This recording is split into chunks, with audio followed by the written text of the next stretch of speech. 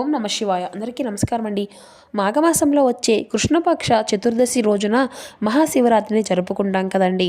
శివుడికి పార్వతీకి శివరాత్రి అంతా కూడా అంకితం అనేది చేయబడుతుంది. ఈ నెల ఫిబ్రవరి 15వ తేదీన అనగా మరో 3 రోజులు మహాశివరాత్రి పర్వదినాన్ని జరుపుకోబోతున్నాం కదండి. ఈ యొక్క మహాశివరాత్రి రోజున ఈ యొక్క పర్వదినాన భక్తులు అందరూ కూడా ఉపవాసం ఉండి శివుడికి ప్రత్యేకంగా పూజలు చేసి శివపార్వతుల యొక్క అనుగ్రహాన్ని అయితే పొందుకుంటారు. పురాణాల ప్రకారం ఈ యొక్క మహాశివరాత్రి రోజునే శివపార్వతులకు వివాహం జరిగింది అని, అలాగే మహాశివరాత్రి పండుగ రోజునే ఆ యొక్క పరమశివుడు ఈ యొక్క విషయాన్ని తాగి సర్వలోకాలను రక్షించాడు అని నమ్మకం.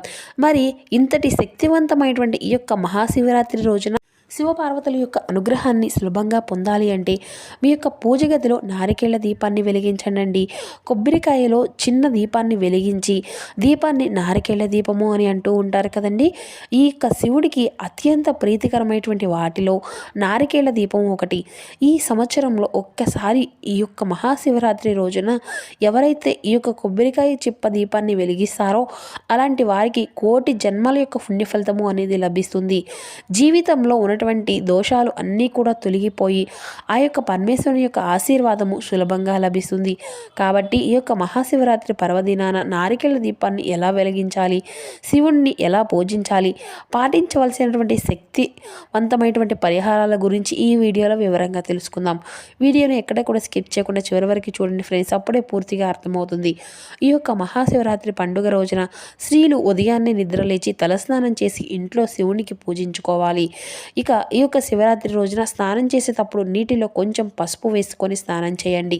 జాతక దోషాలు అన్నీ కూడా తొలగిపోతాయి. మీ యొక్క జీవితంలో అదృష్టము అనేది కలిసి వస్తుంది. ముందుగా పూజ గదిని అంతా కూడా శుభ్రం చేసుకొని మీ యొక్క పూజ గదిలో ఉన్నటువంటి శివపార్వతుల యొక్క పటాలకు గంధం పొట్లు పెట్టుకొని పూలతో అలంకరించుకోండి. పసుపు రంగు పూలతో శివునికి పూజిస్తే చాలా మంచిది. అలాగే గన్నేరు పూలతో శివునికి పూజిస్తే విపరీతమైనటువంటి ధనప్రాప్తి కలుగుతుంది. అలాగే జిల్లేడు పూలతో శివుణ్ణి పూజించుకుంటే కోరినటువంటి కోరికలు అన్నీ కూడా వెంటనే నెరవేరుతాయి. నందివర్ధన పూలతో శివుణ్ణి పూజించుకుంటే అనారోగ్య సమస్యలు అన్నీ కూడా లేకుండా ఉంటాయి. పారిజాత పువ్వులతో శివుణ్ణి పూజించుకుంటే జాతక దోషాలు అన్నీ కూడా తొలగిపోతాయి. ఈ విధంగా శివపార్వతుల పటాలను అలంకరించుకొని పూజ గది ముందు అష్టదళ ముగ్గురు వేసుకోండి. ముగ్గు పైన పసుపు కుంకుమను పెట్టి వీటిపైన ఒక ప్లేట్ కానీ లేదంటే విస్తర కానీ పెట్టుకోండి. ఇక స్టీల్ ప్లేట్లు మాత్రం అసలు పూజ గదిలో ఉపయోగించకండి. ఆ ప్లేట్ల పైన 3 గుప్పిళ్లను బియ్యం పోసుకొని ఆ బియ్యం పైన కొబ్బరి చిప్ప పెట్టి అందులో ఒక దీపం వెలిగించండి. దాన్ని నారికేళ్ల దీపం వెలిగించాలి. అంటే ముందుగా ఒక కొబ్బరికాయను తీసుకొని కొబ్బరికాయను ఉన్న పీచు మొత్తము కూడా తీసేసి శివుడికి నమస్కారం చేసుకొని ఆ యొక్క కొబ్బరికాయను పగలగొట్టండి. కొబ్బరికాయలో ఉన్నటువంటి నీటిని తీసి ఒక గ్లాసులో పోసుకొని పక్కన పెట్టుకోండి. ఇలా కొబ్బరికాయను పగలగొట్టినప్పుడు 2 సమాన భాగాలుగా వచ్చే విధంగా చూసుకోండి. వీటిలో ఒక చిన్న చిప్పను నైవేద్యంగా సమర్పించి 2వ చిప్పతో దీపము అనేది వెలిగించండి. 3 కళ్ళు ఉన్నటువంటి కొబ్బరికాయ చిప్పను తీసుకొని దాచుకున్న పీచు మొత్తము కూడా తీసేసేసి దానిపైన ప్లేట్లో ఉన్నటువంటి బియ్యం పైన పెట్టుకోవాలి.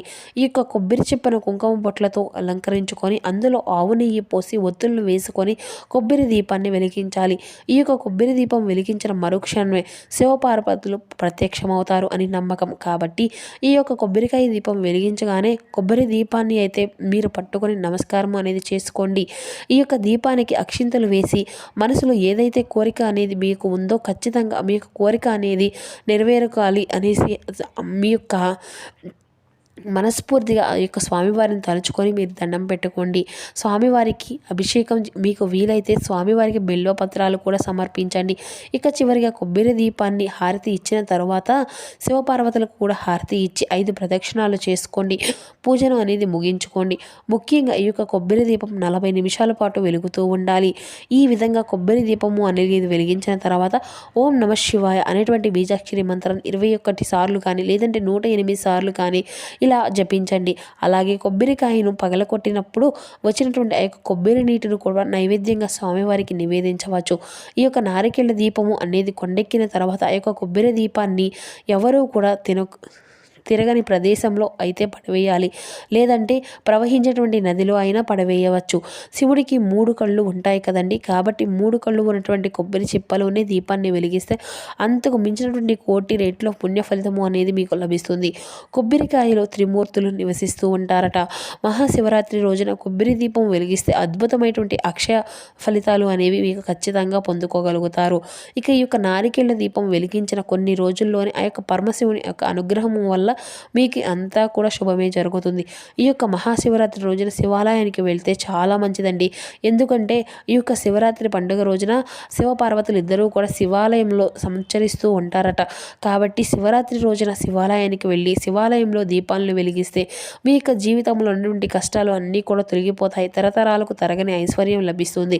ఈ యొక్క పవిత్రమైనటువంటి మహాశివరాత్రి రోజున నంది కొమ్ముల మధ్య ఉన్నటువంటి పరమశివుణ్ణి దర్శించుకుంటే జన్మజన్మల పాపాలు అన్నీ కూడా తొలగిపోతాయి. జన్మజన్మలకు అదృష్టము వరిస్తుంది. శివుడికి ఎన్ని పూజలు చేసినా సరే శివలింగానికి అభిషేకం చేయకపోతే మీరు చేసినటువంటి పూజలకు సరైనటువంటి పుణ్య ఫలితము అనేది లభించదు కదండి. కాబట్టి ఈ యొక్క మహాశివరాత్రి రోజున తప్పకుండా ప్రతి ఒక్కరూ కూడా శివలింగానికి అయితే అభిషేకం చేయండి. శివలింగం పైన చెంబు నీళ్లు పోసినా సరే ఆ యొక్క పరమశివుడు ఎంతో సంతోషించి మీకు కుటుంబానికి అష్టైశ్వర్యాలను ప్రసాదిస్తాడు. పెళ్లి కుదరని లేదు అనేసి బాధపడుతూ ఉన్నటువంటి వారు కూడా ఈ యొక్క మహాశివరాత్రి రోజున మల్లెపూలతో శివుణ్ణి పూజించిన తర్వాత వివాహం అనేది కుదురుతుందట. శివుడికి అత్యంత ప్రీతికరమైనటువంటి వాటిల్లో విభూది ఒకటి. కాబట్టి మహాశివరాత్రి రోజున తప్పకుండా ప్రతి ఒక్కరూ కూడా నుదుటిన విభూదిని మీరు పెట్టుకోండి. ఈ యొక్క మహాశివరాత్రి రోజున ఎవరైతే విభూదిని పెట్టుకుంటారో అటువంటి వారికి ఆ యొక్క పరమశివుడు ఎల్లవేళ రక్షిస్తూ ఉంటారు. సో చూశారు కదండి, ఈ వీడియో మీకు నచ్చితే మరికొందరికి షేర్ చేయడానికి ప్రయత్నించండి. అలాగే మా వీడియోని మొట్టమొదటిగా ఎవరైనా చూసినటువంటి వారంటే మా ఛానల్ అయితే సబ్స్క్రైబ్ చేసుకుని మాకు కొంచెం సపోర్ట్ చేయండి ఫ్రెండ్స్. వీడియోకి ఒక చిన్న లైక్ చేసి ఓం నమః శివాయ అనేటువంటి ఒక చిన్న కామెంట్ చేసి మాకు కొంచెం ఎంకరేజ్ ఇవ్వండి. Thank you for watching.